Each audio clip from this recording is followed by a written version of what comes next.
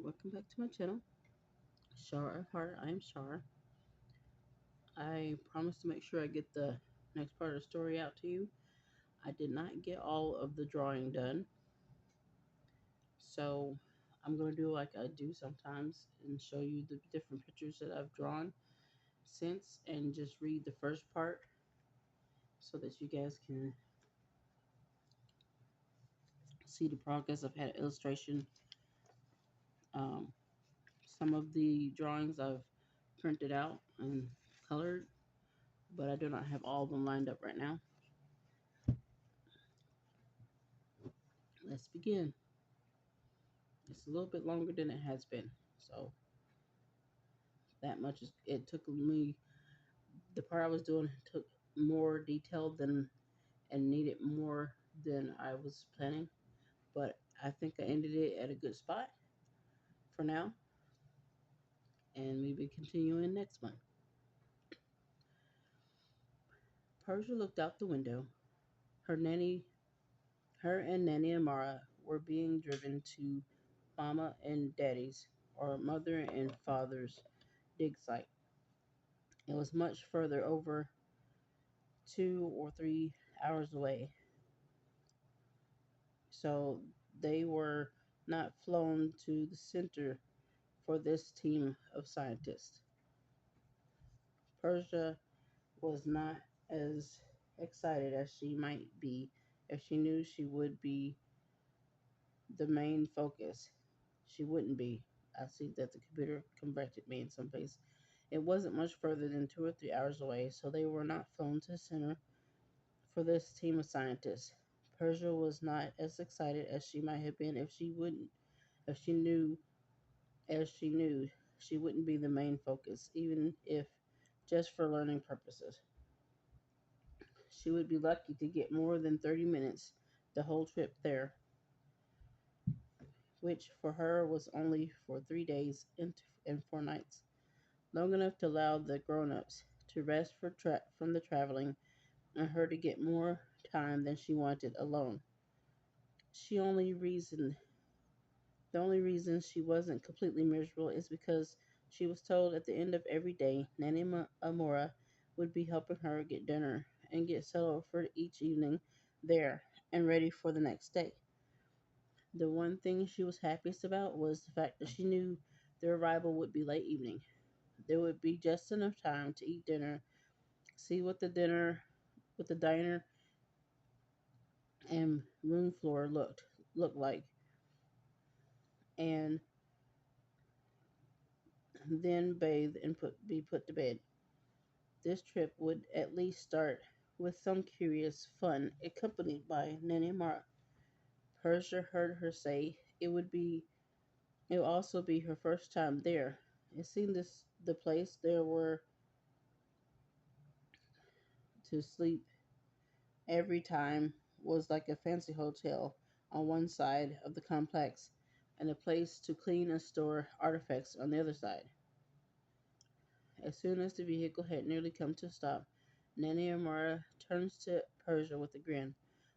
On your mark, get set, go, as fast as she could speak it, and rushed out the door. Persia was slightly surprised because she wasn't allowed to play at home. This was definitely an invitation to play. She rushed after her, turning for a second to close the door on the same side of the vehicle. She wasn't as fast as Nanny Amara, for she hadn't done any running. She knew. Let's see if we can turn this.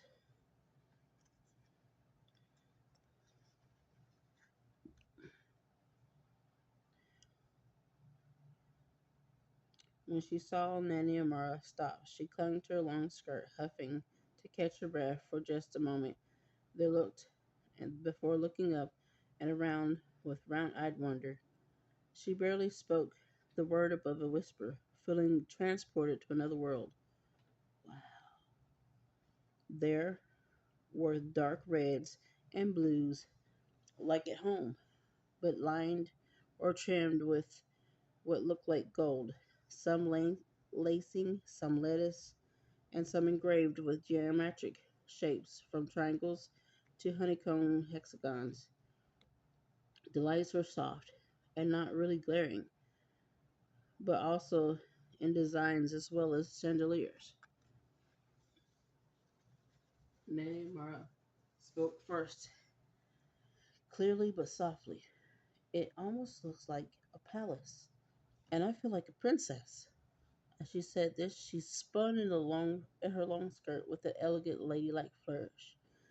Persia had never seen that side of her, and couldn't help mimicking her spin, and attempted to attempted her flourish too. They both giggled like children, and she reached down to carry Persia across the room, stopping to say, "May I, milady?" She reached out her hand. She reached out her hand, the hand that she had finished her flourish with, and scooped her up princess style. She headed to the diner with her eyes twinkling like the stars Persia often got to see in observatories, telescope at home.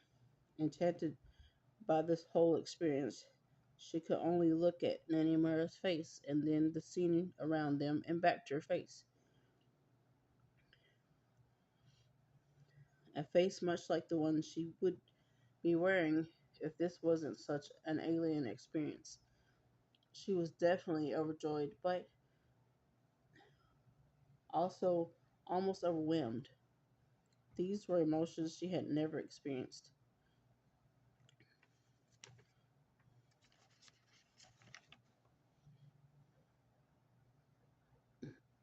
The meal Nanny Amora ordered was healthy but extremely flavorful as well. Seasonings that didn't exist at home in the world she had there. Foods she hadn't seen except now and then in documentaries of foreign places. For her mother and father had been and foreign places her mother and father had been when they were a little younger for expeditions to dig sites overseas. So she thought to herself, this is what that food would have tasted like. Were mother and father just enamored with the artifacts, or with the experience of both cultures, of other cultures, or both?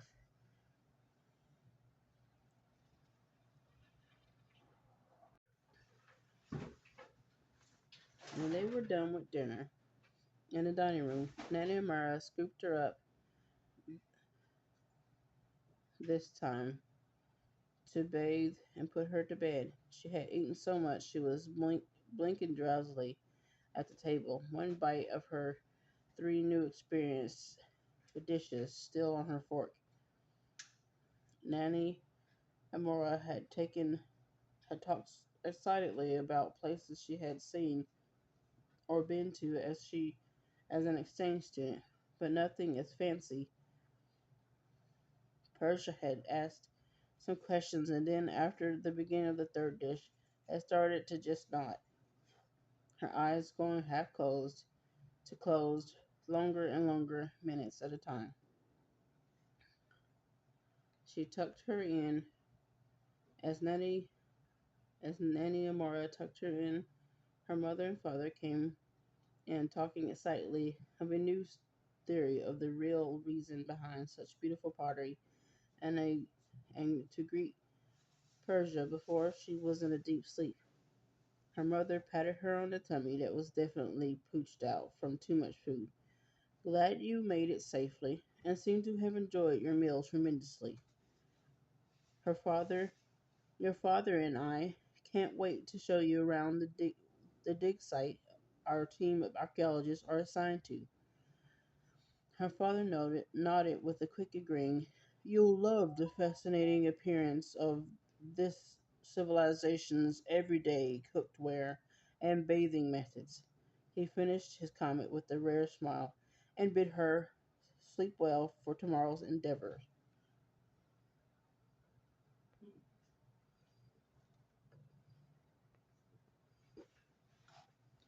In the morning after Persia's encounter with the biggest and most complex breakfast arrangement she had ever seen and dared to dream, Nanny Mura watched her face, dressed her, and walked her to the vehicle where she would be transported to the dig site.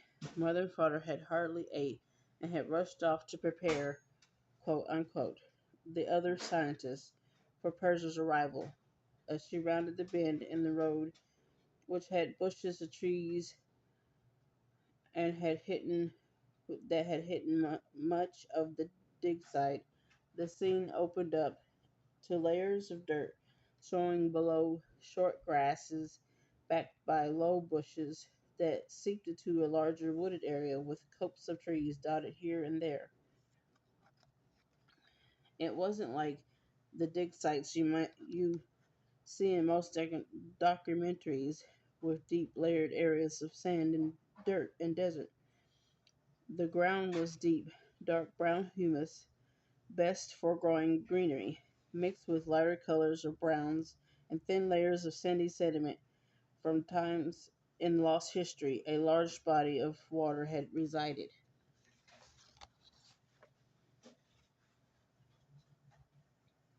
Mother and father were surprisingly so eager for her arrival that at some point they had apparently left off digging to stand and wait for the transport.